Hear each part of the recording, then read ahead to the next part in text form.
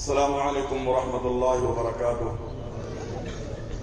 إن الحمد لله نحمده ونستعينه ونستغفره ونعوذ بالله من شرور أنفسنا ومن سيئات أعمالنا. من يهده الله فلا مضل له ومن يضلله فلا هادي له، وأشهد أن لا إله إلا الله وحده لا شريك له، وأشهد أن محمدًا عبده ورسوله صلى الله عليه وسلم. أعوذ بالله السميع العليم من الشيطان الرجيم. بسم الله الرحمن الرحيم.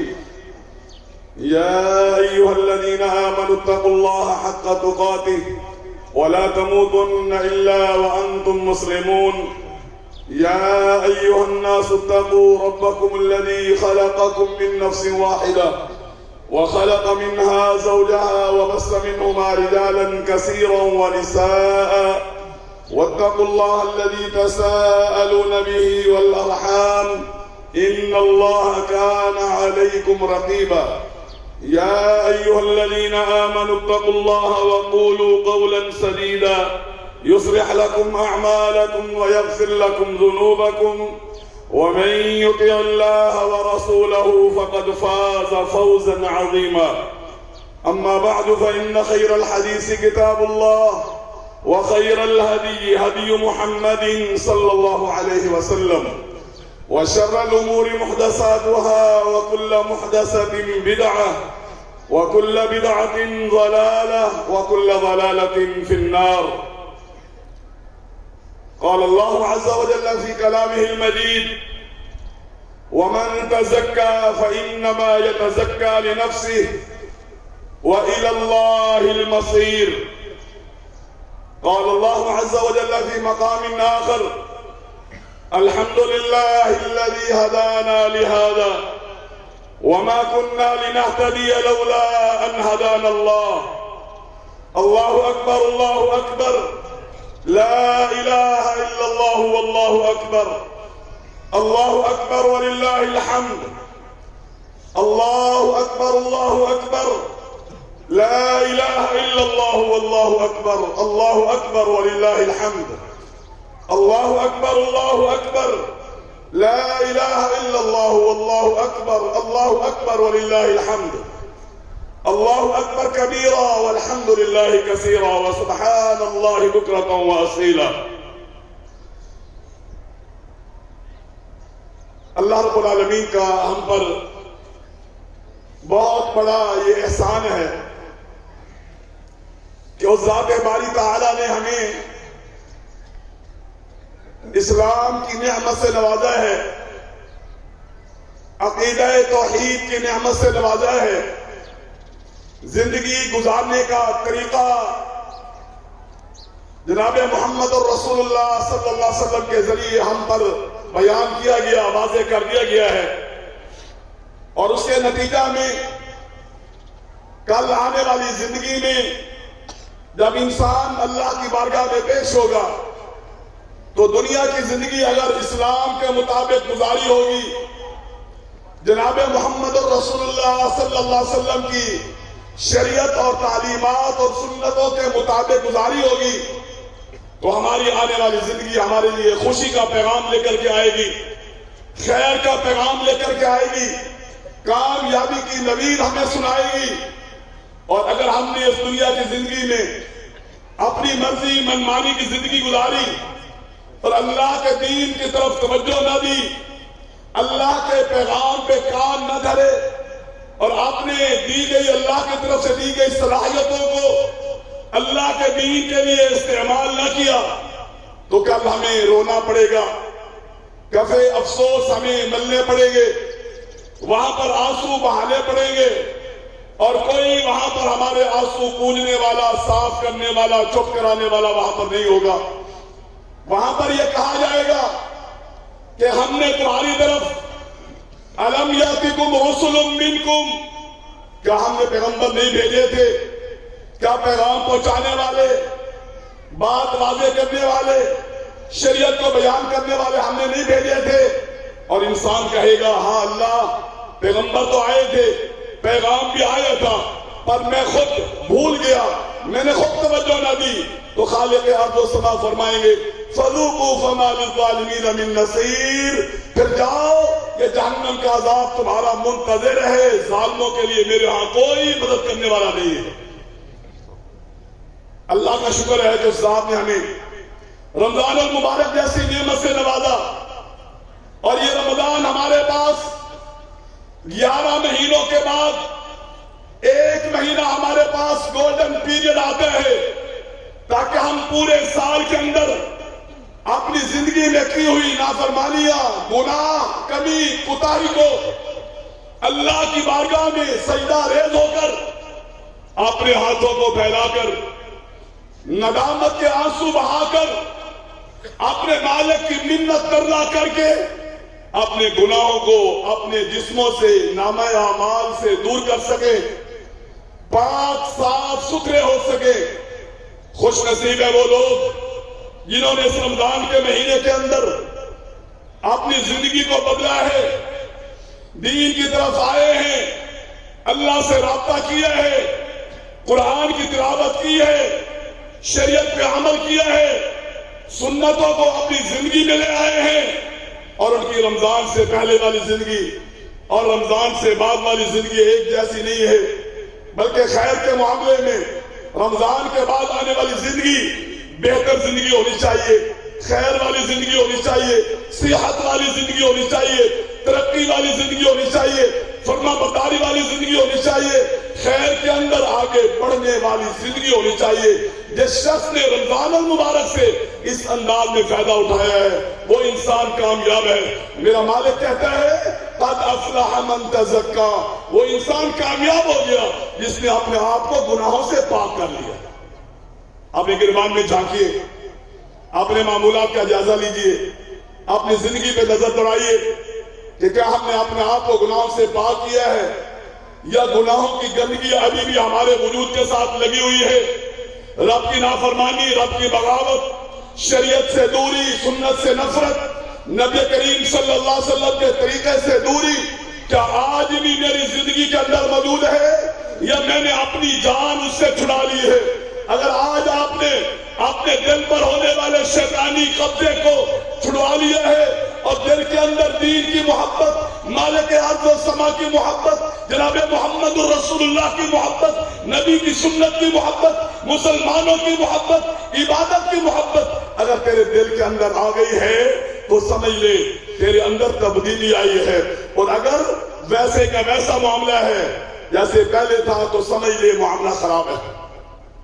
آئیے میرے بھائیوں، یہ دین اسلام یہ جوہد مسلسل کا پیغام دیتا ہے، یہ جز وقتی دین نہیں ہے، یہ صرف رمضان کا دین نہیں ہے، یہ 11 مہینے باقیوں کا بھی یہی دین ہے۔ اور یہ دین کہتا ہے جب تک تمہاری آنکھیں چل رہی ہیں، جب تک تمہارے سانس چل رہے ہیں، جب تک تمہاری آنکھیں جو ہے وہ جھپک رہی ہیں، اس وقت تک تمہیں دین پہ چلنا چاہیے۔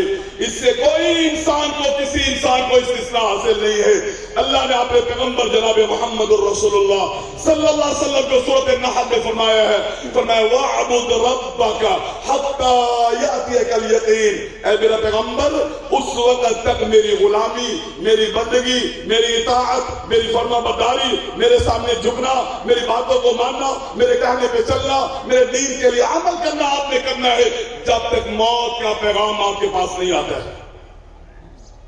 اور اے مسلمانوں، آپ کو بھی یہی پیغام ہے، یا ایھا الانسان انک کادح الی ربک کدحا فملاقیہ، اے انسان تو اسی طرح محنت کرتے کرتے کرتے کرتے اپنے رب تک پہنچنے والا ہے۔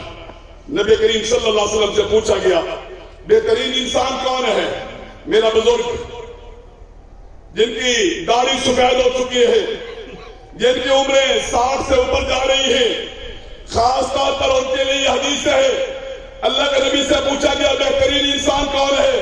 فرمایا من طال عمرہ وحسن عملہ، جس کو اللہ نے عمر لمبی دی اور اس کے عمل اچھے ہو گئے، کردار اچھا ہو گیا، اخلاق اچھا ہو گیا، عقیدہ اچھا ہو گیا، عمل اچھا ہو گیا، عبادت اچھی ہو گئی، رب سے تعلق اس کا بڑھ گیا، یہ انسان سب سے بہتر ہے۔ میرے بھائی، آج جو کرے گا کل وہی پائے گا، ایک وقت آنے والا ہے جیسے آج ہم یہاں پر بیٹھے ہیں، بن سمر کر کے آئے ہیں، بہترین لباس پہن کر کے آئے ہیں، بڑی امیدیں لے کر کے آئے ہیں، رب کا شکریہ ادا کرنے کے لیے آئے ہیں۔ میرا مالک قرآن میں کہتا ہے وَتَرَى كُلَّ أُمَّةٍ جَاثِيَةً، لوگوں ایک دن آنے والا ہے پوری انسانیت کو ہمیں سروئے زمین پہ جمع کریں گے، لوگ جماعتوں کی شکل میں اپنے نبیوں کے ساتھ امتوں کی صورت کے اندر سر جھکائے قیدیوں کی طرح بیٹھے ہوں گے۔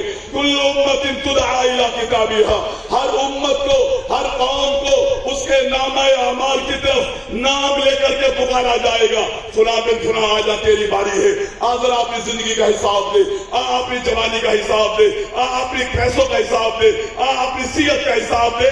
ہر ایک نے اللہ کی بارگاہ میں جا کر کے اپنی زندگی کے ہر عمل کا حساب دینا ہے۔ اللہ مجھے بھی توفیق عطا فرمائے، نیکی پر چلنے کے اللہ آپ کو بھی توفیق عطا فرمائے۔ آئیے اپنی زندگیوں کو بدلیے، اپنی زندگی میں تبدیلی لے آئیے۔ پتہ نہیں ہے یہ زندگی کی موت کس گلی کی نکڑ پر شام اس کی ہو جائے اور لوگ ہمیں کاندھوں پر اٹھاتے ہوئے لے کر کے جا رہے ہوں۔ اچھا آدمی تھا، اچھا آدمی تھا، ٹھیک آدمی تھا، اب اللہ کا جانتا ہے کہ وہ کتنا اچھا تھا۔ اب شہر خاموشہ میں جانے والا ہے، قبرستان جانے والا ہے، فرشتے آنے والے ہیں، حساب و کتاب ہونے والا ہے، اس سے پوچھا جائے گا من ربک من نبیک ما دینک۔ اگر جواب دے لے گا، پوچھا جائے گا کیسے معلوم ہوا، وہ کہے گا اللہ تیری کتاب کو میں نے پڑھا تھا، اس پہ میں ایمان لایا تھا، اس کے مطابق میں نے زندگی گزاری تھی، اللہ تیرا ایک پیغمبر میرے پاس ہمارے پاس آیا تھا، ہم نے ان کی باتوں کو مان کر کے اپنی زندگی گزاری تھی۔ جب بندہ اس طرح کا جواب دے گا، مالک کی طرف سے اعلان ہوگا ان صدق عبدی، میرا بندہ سچ کہہ رہا ہے، اس کے لیے جنت کا بستر بچھا دو، جنت کی کھڑکیاں کھول دو، اس کے لیے اعلان کر دو، اور پرسکون ہو کر کے سو جا۔ تجھے کوئی بیداب نہیں کرے گا، کوئی تنگ نہیں کرے گا، پریشان نہیں کرے گا، قیامت کے قائم ہونے تک کے لیے تو آرام کر۔ اللہ کے بندے جو عمل کیا ہے اس عمل کی قبولیت کے اللہ سے دعا کر، اپنے دل کو صاف کر۔ یہ دل کا ٹکڑا، اس دل کے اندر نفرت، کینہ، بغض، حسد، مخالفت، اس دل کو صاف کر میرے بھائی۔ اپنے بہن بھائیوں سے پیار کر، ان سے تعلق بنا، ان کے کام آ، ان سے محبت کر، ان کا خیال کر، ان کے آنسو پوجھ، نہ کہ ان کو رلانے والا، ان کو پریشان کرنے والا، عدالتوں میں لے جانے والا، خاندان میں بے عزت کرنے والا نہ بن۔ زندگی ختم ہوگی۔ میں آپ سے پوچھتا ہوں، بڑے سمجھدار لوگ بیٹھے ہیں آپ ماشاءاللہ، جس کی آنکھیں بند ہو گئی اب اور دنیا سے چلا گیا، اس کا بہن بھائیوں سے رشتہ تعلق ٹوٹ گیا، اب اللہ کی بارگاہ میں جائیں گے، کون کدھر جا رہا ہے؟ کوئی جنت میں، کوئی جہنم میں۔ جنت میں مختلف مراتب ہیں، درجات ہیں، یہ بہن بھائیوں والا رشتہ دوبارہ نہیں ملے گا۔ یہ بہن بھائیوں والا رشتہ، یہ ماں باپ والا رشتہ دوبارہ نہیں ملے گا۔ یہ انمول رشتہ ہے، اس کی قدر کر۔ شیطان تیرے دل میں خیال ڈالتا ہے، تو بھائیوں سے مقابلہ کرتا ہے، تو بہنوں سے نفرت کرتا ہے، تو ان کا حق مار جاتا ہے، تو ان کو رلاتا ہے، تو ان کو پریشان کرتا ہے۔ جو بہن بھائیوں کو پریشان کرتا ہے وہ کبھی خوشی نہیں رہ سکتا۔ ان رشتوں سے بڑے رشتے کوئی نہیں ہیں، ان کا خیال کیجئے۔ اور شیطان وہیں پہ حملہ کرتا ہے جہاں معاملہ نازک ہوتا ہے۔ سب سے پہلا قتل دنیا میں جس کے درمیان ہوا، حابیل اور قابیل، دونوں بھائی تھے۔ جناب یوسف علیہ السلام اور ان کے بھائیوں کا معاملہ، یہ شیطان وہیں پہ حملہ کرتا ہے۔ اپنی انا ختم کر، میں کیسے پہلے جاؤں، میں کیسے جا کر کے بات کروں؟ اگر گرا دو گے، اپنے آپ کو مٹا دو گے، اپنے اندر کی میں کو ختم کر دو گے، اپنے بہن بھائیوں کے سامنے بچ جاؤ گے، گر جاؤ گے، اللہ تمہاری عزت کو بڑھا دیں گے، اللہ تمہارے قدر کو بڑھا دیں گے، اللہ تمہارے مقام و مرتبے کو بڑھا دیں گے۔